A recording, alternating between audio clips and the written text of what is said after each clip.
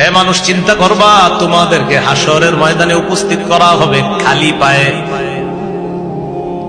উরাতা, নগ্ন দেহে, গুরলা, খতনাবিহীন তোমাদেরকে উপস্থিত করা হবে।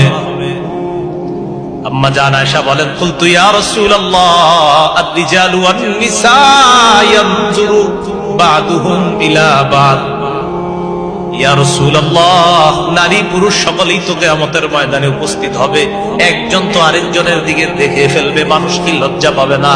নবীজি জবাব দিলেন, আয়েশা, আল আমরু আশাদ্দু মিন আইয়ুহিম্মাহুম যা। মানুষ যা চিন্তা করে ওই দিনের ব্যাপারটা চিন্তা শক্তির বাহিরে।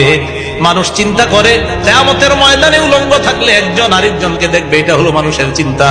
আল্লাহ নবী বলেন, এই চিন্তা করারই তো সুযোগ থাকবে না, টেনশনে কেউ কারো দিকে তাকানোর সুযোগ থাকবে না।